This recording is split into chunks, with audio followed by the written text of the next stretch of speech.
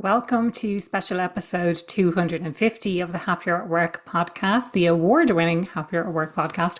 I'm your host, Aoife O'Brien. My guest today has been my guest on episode 50, episode 100, 150, and 200, and now 250. And we're planning episode 300 already to be recorded live in New York next year. So my guest today, Bhushan Sethi, we talk all about the state of the world, how things have evolved since we first started speaking about the future of work, essentially, or the current state of work. And we cover a wide range of topics from politics, racism. We talk about what's going on with the return to office and how work actually gets done. So I know you're really going to enjoy today's episode. Loads of practical things that you can take away and start implementing right away. I would love to know what's one thing that you're going to do differently after listening to the podcast, because that's the whole reason that I make it. I want people to change what they're doing. I want them to think about what it is that they're doing and to interrupt the way things are being done rather than continuing the way that we've always done things. So I really hope you enjoy today's episode, and do let me know what is that one thing. Bhushan, you're so welcome to the Happier at Work podcast. I know we've had this conversation several times before. This is your fourth time to come on live.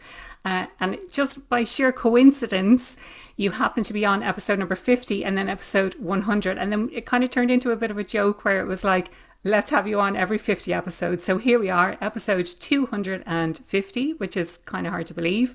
So for anyone who hasn't met Bhushan before, he is an absolute expert in his area. He's a partner with PwC in New York, which is my favorite city, by the way. And also, he's an adjunct professor on the MBA program in NYU Stern. So he works with a lot of financial services professionals and people who are dealing with clients, essentially. Bhushan, would you have anything to add to that? How have I done on that introduction? Wonderful, thank you, and delighted to be back. Live from New York. It's early morning here, but I know it's one of your favorite cities. So this is a real background. It's not fake. I never even thought about that. So for anyone who's watching on YouTube rather than listening in, we have an amazing view of the Empire State Building right behind. I never even thought that it was fake. But yeah, maybe some people are like, oh, it's like that San Francisco bridge there in the background. Brilliant. So I had to listen back to our episode at this stage, it's 4 years ago. So episode 50. And it was at that stage, 4 years ago, we were still in basically the height of the pandemic. We hadn't been in the pandemic a year yet. Things were still very much on lockdown, and the kinds of things that we were talking about. And I'd love to understand a little more about how things have evolved since then. So the kinds of things that we spoke about were people's well-being and actually asking people and listening, like, how are you? No, how are you really?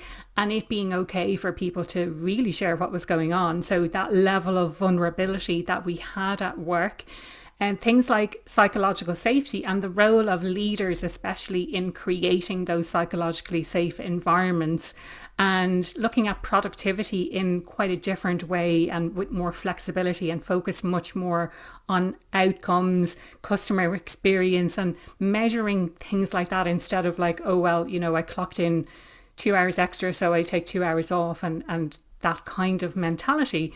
Have you seen any changes or evolutions in how we approach those kinds of topics these days? Yeah, I would say the first thing that has changed is, back 4 years ago, we had a level of uncertainty, didn't we, about return to office, about vaccines, about remote working being kind of durable. Going forward, like right now, 2025, we still have a level of uncertainty. It's just different. It's geopolitical. It's how we deal with social issues. It's still, unfortunately, return to office, which is this polarizing discussion. Yeah. But the pace of change with technology, and we're about 2 minutes in, and we'll talk about AI because we have to, because Yeah. it's the one thing that's driving so much change in organizations, both hype, both fear. It's driving a ton of investments. It's displacing work and changing work all over the globe.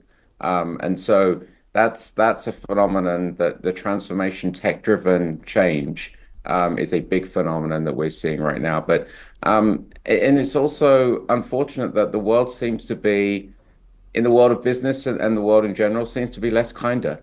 We've all seen Mm, the rollback of DEI. yeah. We've seen businesses taking less stances, it seems, on social issues when they were very comfortable taking issues on social issues, racial injustice during the pandemic and post. And we've just seen that coarseness in our society and in our dialogue. You can't have a reasonable debate with anyone about any issue. Mm, Everyone's so polarized. It's a yeah. them against us. And so big picture, uncertainties there. Tech-driven transformation is still a big phenomenon, but I just hope, and it's a theme of this podcast, happiness at work. I just wish the business and our world and our society could just figure out how to be a little kinder. Yeah, it's interesting you say that, and we're not going to go down, we're not going to get too political in this conversation, but I've always been of the, why can't we just all get along? Like, I don't understand. It's the polarization that bothers me more than anything else. Like, how do people arrive at such different conclusions when, from my own perspective, I'm like, it's kind of obvious what's going on here, but there's other people who have vastly different opinions to me, and it's pitting each other, or pitting people against each other, essentially, to say, you're right and I'm wrong. And it's not really about that. It's about trying to get a level of understanding of, well, how have people arrived at these conclusions, and why do they believe what they believe, and why can't we be more open to what other people believe, and accepting of what other people believe, because that's the world that we live in. Yeah, what's really important on this topic of polarization is many business people I talk to say, politics, social issues, keep that out of the workplace. But if you can't reasonably disagree, if you can't reasonably listen and learn from someone's perspective, whether it's about a social issue, a political issue, a lived experience that's very personal to them, then from my perspective, you can't innovate, you can't improve, you can't reasonably debate, you can't think about new marketing campaigns, new product launches in your organization. So there's a real business reason why it's important to kind of think about these issues that are happening outside the workplace, how they do affect people, and how like we spend so much of our time, whether it's virtual, whether it's in person at work, to not talk about issues that are happening and to turn a blind eye to what's happening in the world around you, it's wrong and it's unproductive. But that doesn't mean that you spend 24/7 on social media worrying about stuff. But there's things that are going to be really personal to one person about Ukraine or about Israel or about abortion that we wouldn't be human if we didn't acknowledge that those issues were going on. And Yeah. if people wanted to talk and wanted to share, then it's okay. Yeah, it's so interesting that you say that, because it always has been, we don't talk about politics and you don't ask people how they voted and all of that kind of thing. But I think you raise such a valuable point there. To be able to have these conversations is to get a better understanding of someone else's perspective, is to drive innovation, is to challenge your own thinking. And why do I believe what I believe? And what if I saw things from another perspective? Then it creates this space to challenge everything, and to challenge maybe how we're doing things currently, which brings with it, as innovation allows us to do things a little bit differently. What if we tried this? But it's always been so very much, we don't talk about those things at work. But at the same time, if we want to bring our whole selves to work, and I think again this is a fundamental principle of what I talk about, is bringing our whole selves to work.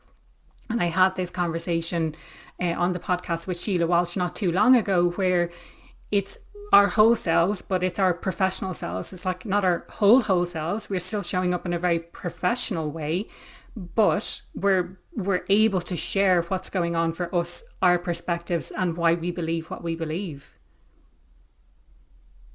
The older I get, Aoife, I think that people should be more open books around all of this stuff. And yeah, I wouldn't have done that in my 20s in the workplace, but I talk about on social media with my running. Like people know that I run. I talk about football, and my social media is open, and so Yeah, it's people know that I love to travel. People know that I yeah, ski with my children. Like it's yeah. okay to like share that stuff. And again, it doesn't mean that I'm trying to say that everyone should be running and everyone should be kind of traveling in the way that I do, and everyone should be sharing their life online. But I think it's okay to be more open and share things that are relevant to you. Yeah, and things that you enjoy doing.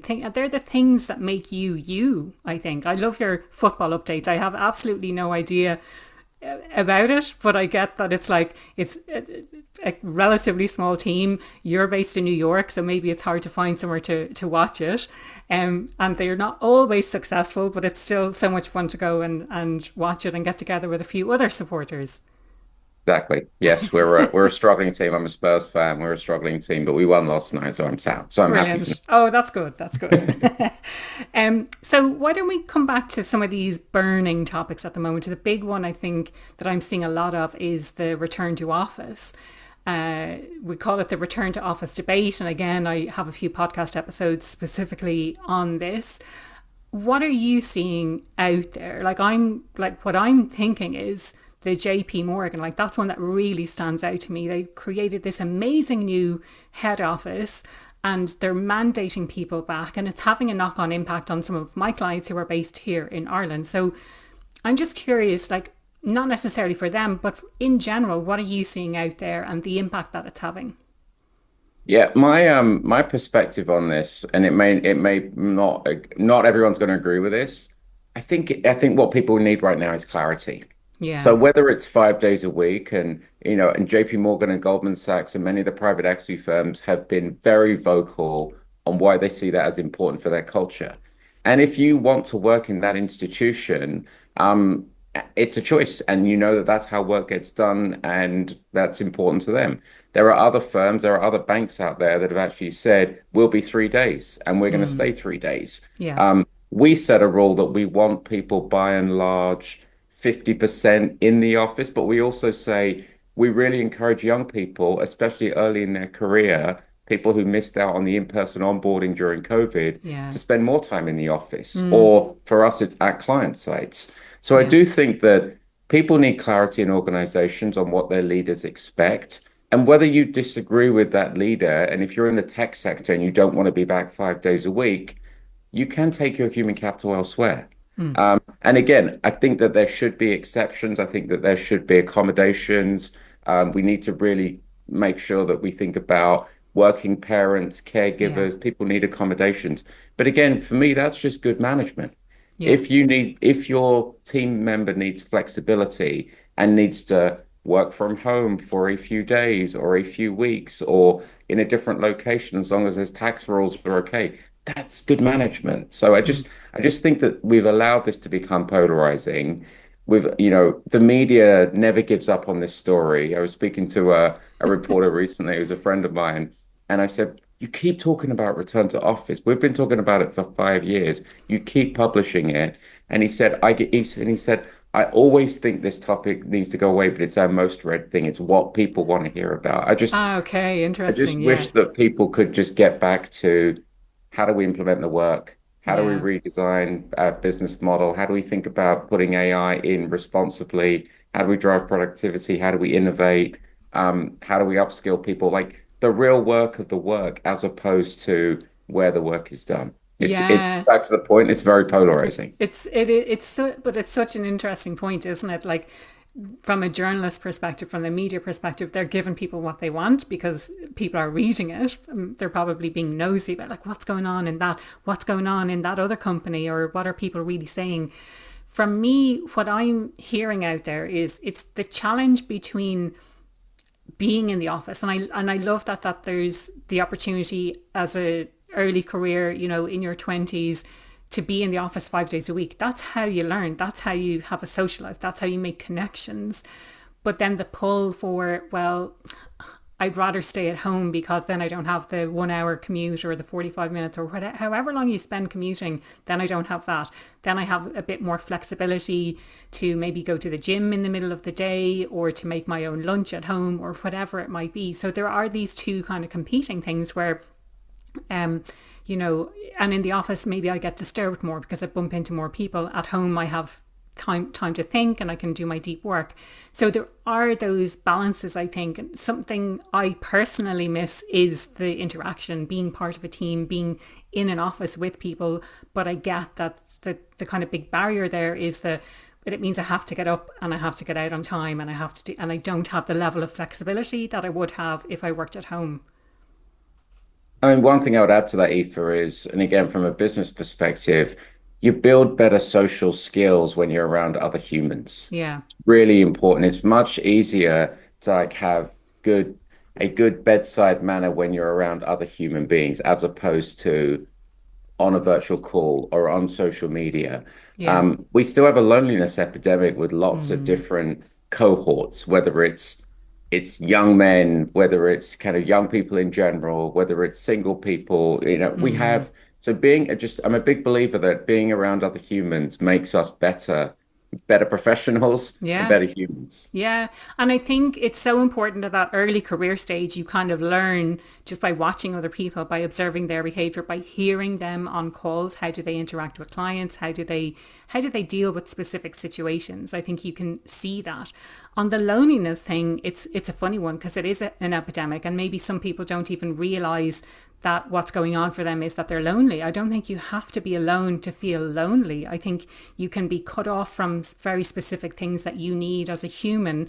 And so you can be with other people, but you can still feel massively lonely. Like that's, it's something we've talked about it a little bit on the podcast, not too much, but I think it's important to address it, that like it Yeah. helps by being around other people. And you might feel like you want to stay at home, and maybe that's a sign that you are lonely, that you don't want to take the steps to interact with other people. But I think it is really important to have that kind of interaction as well. And like I say, it's something I really miss doing the work that I do. A lot of stuff I do is online, although some of it is in person, which is nice as well. Yeah. The other One thing missed that, opportunity. Sorry, but one missed opportunity on the whole return to office piece is yeah, having traveled around to a large number of tech firms, a large number of financial institutions all over the US. We haven't redesigned the workplace. So remember, ah, 4 years ago, we would talk about how do you redesign the workplace? How do you have collaborative how do you make it a destination place? How do you make it experiential? I travel around to different companies and people are just in offices on their Zoom calls. We haven't yeah, really, it's not a great experience. yeah. You just have a lot of bodies there. Now, obviously, there are in-person meetings, but there are lots of people that are just in closed offices. And so Yeah. there's an opportunity there to really rethink it. Yeah, to rethink like what are we doing here, and how can, if we're going to be in the office, how can we maximize our time that it's interactive and we're not just going there to, from an employee's perspective, just sitting there on Zoom calls. I could just do that at home. From a leader's perspective, how do you create a greater sense of belonging by having more in-person interactions with the idea that, okay, so this is going to drive innovation, but if we're in meetings and if we're interacting with each other, we're not necessarily getting that deep work done. You schedule that for another day when you're going to be at home. So I think really thinking about how work gets done, and forgetting about this debate of like where, it doesn't matter where we get the work done, but it's like how we're actually approaching work. Really, really good point, I think. Um, the other thing that we touched on was this idea of the layoffs. Like I'm seeing massive layoffs in Dublin, especially because it is one of the tech hubs, one of the EMEA hubs, or the EMEA hub, should I say, for a lot of the tech firms. And I imagine it's something similar, whether in New York or other hubs in the US. What are you seeing out there, and the kind of the impact of that? Yeah, so you may have seen we've actually got a new president in the US, and there's a lot of I have efficiency being, noticed. yes, you may have missed that. There's a lot of efficiency and Yes. layoffs happening in the Yeah. government sector. Yeah. We're seeing, headline unemployment now ticked up to 4%. It was 3% for a significant amount during the time during the pandemic. Mm. There are calls that it might even go up to kind of the high fours. It may not go to Wow. 5%. So we're definitely seeing more corrections there. But by and large, um, the government employees, it's a small population. The tech sector here in the US is a small population. Yeah. The labor markets are still strong. The challenge here is our labor force participation. We need more people in the workforce. We have an immigration challenge now that, Mm. we need more skilled workers in the workforce. So Yeah. everywhere I look at organizations, yes, there is some corrections happening, and some of that is efficiency led, and some of that's going Yeah. to be AI led. Google publicly talked about 25% of its code is now going to be generated by AI. So Wow. if you're a software engineer, that has a knock-on effect of you, or maybe the number of software engineers you need.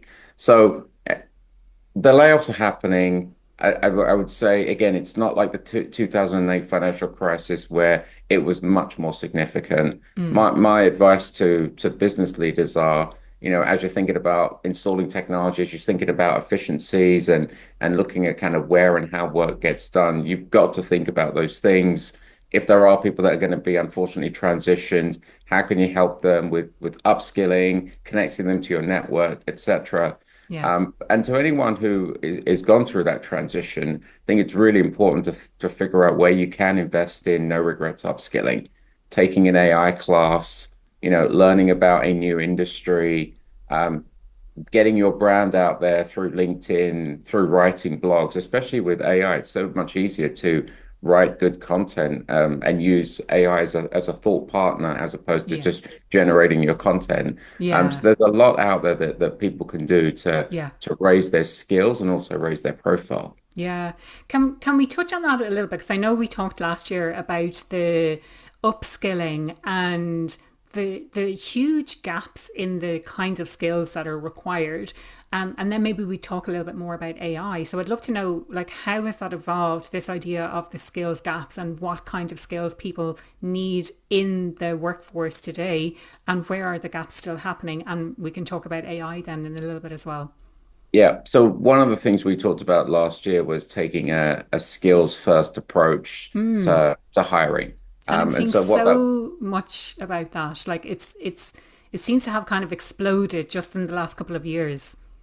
Yeah, it has exploded in terms of talk. The Ah, action around oh, taking okay, yeah, of skills course, first yeah, yeah. So approach. media, it's getting a lot of media attention. Media and also, guilty as charged, people writing thought leadership and publications on it. Yeah, So, as a reminder to people, taking a skills first approach to hiring means we don't hire for narrow job descriptions, 10 years of experience, these level of qualifications. We hire for a set of skills. Some of those skills could be resilience, agility, the level of business acumen, your ability to build relationships with clients, your knowledge of digital or technology. You could have got those skills in different industries. yeah, If you want to work in wealth management in a bank, you could have got those skills interacting with clients in an auctioneer. yeah, You could build service skills working in a coffee shop, you could also, build service skills, working in call centers. So it's taking a skills first approach to say, are there adjacent skills? And so the big hope around that was that more firms would take that approach and that we would hire and we would get broader access to labor pools, would get more people entering the workforce. Firms are realizing it's really hard to do at scale. So I okay, see pockets of it in areas around technology. I see it at the campus entry, at the kind of the early career part. But it's hard to scale that kind of typically in an organization. Once you're in an organization, you need to make sure that you're clear on people updating their skills. You can match people to internal roles and have internal mobility. And again, yeah, technology type roles, project management type roles, transformation type roles that lend themselves more to that. It's hard to take a very skills first approach in very deep technical roles. If you're running R&D in a pharmaceutical company, or if you're kind of a very technical cybersecurity professional, yeah. then you need like deep You need very technical specific, qualification. yeah. Yeah. Yes. I always think like a doctor, a lawyer, a pilot, for example, they need to have very specific qualifications in order to practice what it is that they're doing. So it's not for every single industry, but I do love that approach. I talk less about skills and more about strengths because everyone has inherent strengths that they have, and those strengths will lend themselves to specific skills even if you don't have the skill yet. It's something that will be easier for you to develop if you have a specific type of strength. So I think it's important, I think, to understand what your strengths are. And again, I've spoken about this on the podcast, but it's really interesting that we're talking about this stuff, but it's much harder to put into practice, especially as you say, at scale. So we might try and do it for maybe entry level, but actually it's a bit harder, it's a bit more of a struggle to do that across the board for every single thing. Absolutely. Yeah. So one of the other things that we can talk about, again, going casting our mind back to this new president that we might be aware of, is the DE&I and the what is it, the executive orders that he's signed to basically, you know, change the month of March to Irish Awareness Month or something, and like, yeah, no comment Yes. about that. But basically, yeah, like revoking the types of initiatives. I mean, this has been happening for quite a while in terms of the pulling money away from DE&I initiatives, especially. What are you seeing out there in terms of the impact? Because if I think what I know about DE&I and the research that I've read is it's really important from a business innovation perspective, from a revenue perspective, from dealing with clients and understanding and innovation. But Yeah. we're pulling money away from it because we're seeing leaders or perceived leaders in the space doing the same thing. So we think, oh, maybe we don't need to invest in that, or maybe we just need to wait and see what's going to happen there. Yeah. And so for those who haven't been tracking in the US, we've got executive orders and we've got potential legislation, which means that the job descriptions, making jobs available to certain minorities, or certain kind of types of people based on gender or race, is potentially going to be illegal. And I say potentially because, some say that, it can still be challenged in the courts, etc. But what's happening on the ground is most organizations in the US are taking a risk-based approach to say, because of pending legislation, we have to make changes to statements on our website around diversity. We have to update our job descriptions. Now, what's happening on the ground? So that's my personal opinion is that's terribly sad, and I would love to see some businesses actually have more backbone and lobby the government around certain things in the way that Yeah. we're very comfortable with lobbying around things that are important to our business. We were comfortable lobbying or at least being vocal on social issues during the pandemic, post George Floyd murder. So it's kind of an interesting thing. But again, that's my personal opinion. But truly what's happening on the ground in form is people are continuing to think about inclusion. They are continuing to have diverse teams. They continue to see the business case. They might be calling it something else. It's terribly sad that we can't talk about words like inclusive, Yeah. because it feels woke. It's bad that DEI has been tarnished, and people who are DEI professionals have unfortunately been tarnished in businesses, in quiet talk, on social media. But the most progressive companies, the most successful companies, they have diverse workforces. They have Yeah. diverse practices.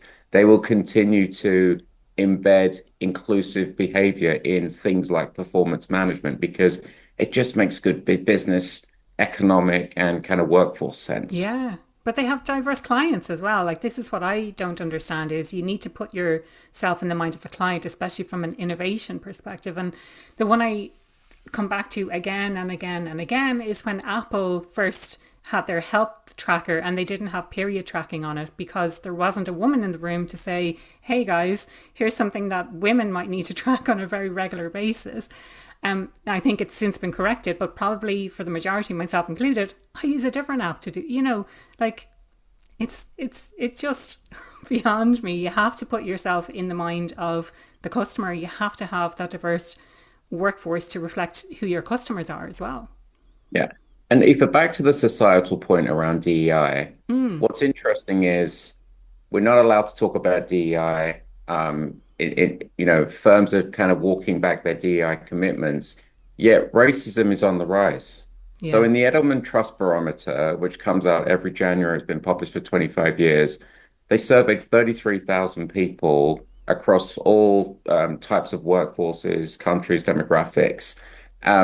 Two-thirds of them actually said racism has kind of increased. They've experienced it. Wow. They talk about trust.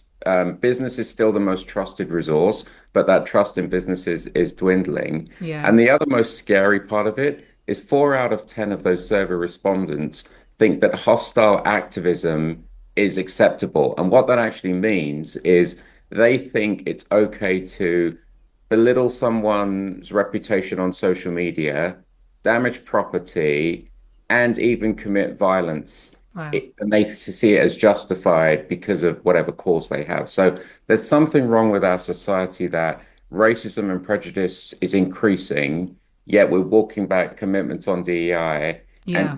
and 40% of this population think it's okay to justify hostile activism, Yeah. for a cause that's important to them, whether it's a social issue, a geopolitical issue. It's just, Yeah. it's a fracturing of society that, bringing this back to business, these people are in workplaces. These people are being led, these people are being hired and developed in organizations. Mm. These people are at our companies. And so it's incumbent on all of us, whether you're a colleague or a business leader, Yeah. to talk about these issues, to bring Yeah. these issues, to understand what would actually cause someone to hostile activism and think it's Yeah. okay to damage, property, violence, or damage someone's reputation, spread disinformation online. Yeah. Going back to that earlier point then of being your whole self at work and opening up these conversations, I think is really important. So if we're saying there's a rollback on DE&I and increase in racism, can we say, there's potentially a relationship there? Possibly. Yeah. Absolutely. And Correlation does again, not imply causation. Yeah, I get that. But if this is what we're seeing, then, this potentially is, the impact that it's having. yes. And again, it takes courageous leadership, courageous organizations to put those issues on the table and say, it's okay, to talk about it. And Yeah. going back to JP Morgan, Jamie Dimon has been very open that they're going to commit all of their focus on racial inequity, both for customers, Yeah. and for employees. Yeah. Brilliant. Love that. Love to hear things like that. Um, we've covered a lot of ground. Is there anything else that you feel that's kind of hot topic at the moment that we haven't necessarily touched on? You mentioned AI and upskilling. Oh, yes. Maybe just kind of, the 60 seconds on that. Many organizations now are in their second innings around AI. So they've gone from experimentation to now launching. They've built Yeah. these use cases. They've deployed it in areas like contact centers, even in the HR function, in the marketing function. Many organizations have given people access, whether it's tools like Copilot that we use here at PwC, Mm. and people are starting to use it, in their roles. There's also a lot around the reskilling.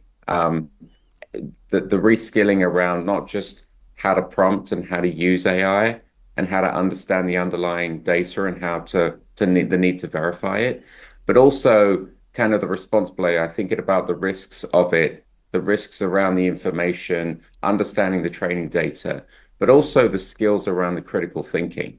Because if you can't, it's a major accelerator of a technology. But if you can't critically think about what do I want to use AI for? How Mm. do I use it to augment the role that I have? How do I use it to drive better decision making in the sales process? How do I use it to accelerate my marketing campaigns? If you don't have that critical thinking and the business knowledge, you won't drive the benefits of AI. So we are seeing a lot of AI deployment. We're seeing a huge investment around AI upskilling, but it's not just the technical AI skills. It's about risk and about governance and about business and critical thinking. Yeah. I think, yeah, it's such a good point as well. Like, and for me, we had this conversation on the podcast last year, which prompted me then to share about this is how I use AI for the podcast. But since then, I've started using AI.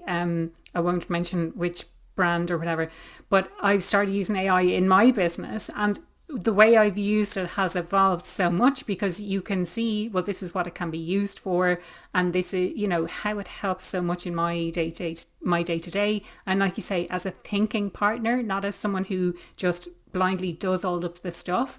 And I know, like other things that I've seen, AI can replicate your voice. Obviously, we're recording this on video. You can see me live. We're having a conversation, but you can create podcasts with using AI now. And I have enough content that it probably could replicate my voice and create something for me, which is a little bit scary, but also a huge time saver for me. Um, but I will do an updated episode to share, like, this is how I use AI in both my business and my personal life, because you can use it for so many different things. And like that, coming back to your point about the critical thinking, like, it's stepping back and thinking, how best can we use this technology to achieve what it is that I'm trying to achieve? Going back to this idea of the outcomes, we want to really focus on business outcomes. How are we going to achieve those outcomes? And how do we use and leverage technology to be able to do that, to realize those outcomes? Yeah. And to underscore a point around AI, we had this conversation with our students at Stern where they were asking, and we basically said, you have to use AI as part of your research. If you're using whether it's enterprise chat GPT or whatever it is you're using, if you're not using it to understand the industry, to accelerate your research and understanding of your client and its business model and its drivers, then you're being inefficient or you're not being curious. So you absolutely have to use it. All of our clients expect we're using it to kind of build knowledge. But Yeah. there's two things that are really important. One, you can't put any proprietary data in there, and you can't say, Bank X is looking at this or this regulatory Yeah. issue. That's completely cannot be done. But secondly, you can't outsource your critical thinking to AI. Yeah. Really, really important that you're still thinking through, what do I want to use this for? What questions do I need to ask? What Yeah. data do I need? What insights do I want to look to drive? What hypotheses do I want to test?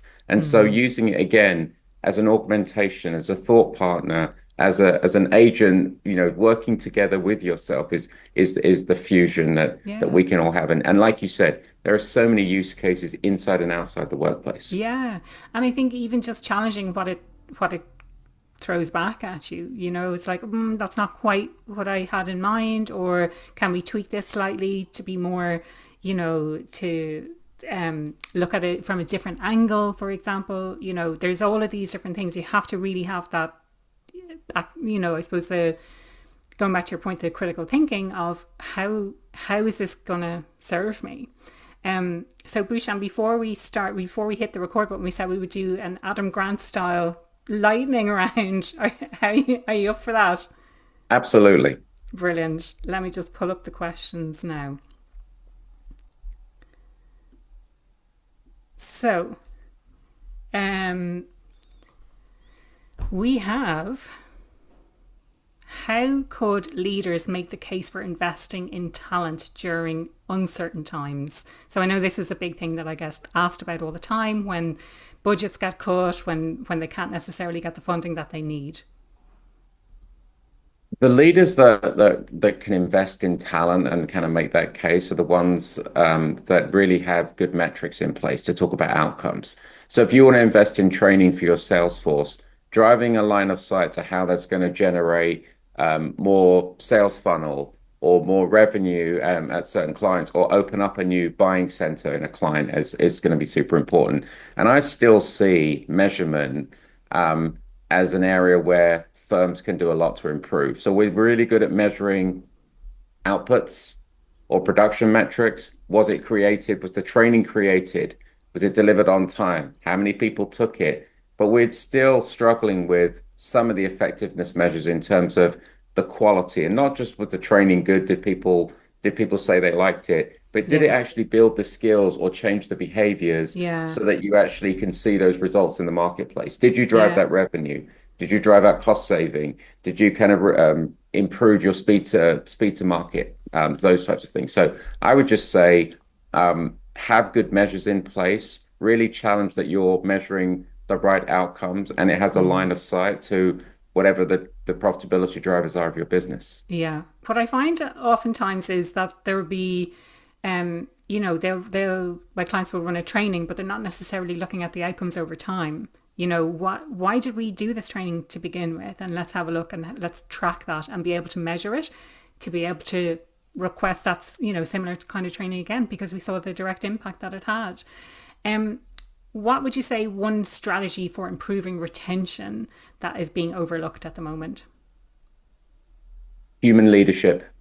Yeah. What I mean by that is managing by walking around, engaging with your people, having random, 15-minute coffee conversations, whether virtual or in person, but just engaging with your team and being a good human and Yeah. talking about work or non-work and just listening to them. It's so funny. I was just listening to something the other day about that. Didn't necessarily say human leadership, but it was the leading by walking around, which you kind of think is like, is that actually work? But I think when you're being visible and when you're striking up those conversations with people who are doing the work and asking them questions like, what's getting in your way? And being able to remove those obstacles for them, I think makes a huge difference. And it shows that you're actually listening to your people, not just kind of asking them, but you're listening and you're acting upon what it is that they say. Um, if you could give one piece of advice, one piece of career advice to a mid-career professional, what would it be? Be the storyteller of your own experience. Really important to be able to tell your story, whether that's orally, whether that's written on your CV, whether that's your social media profile, but being able to like make sure that your story is easy to tell in terms of the skills you have, the value you create, the experiences you have. And whether we like it or not, a lot of that is going to be on a social media platform.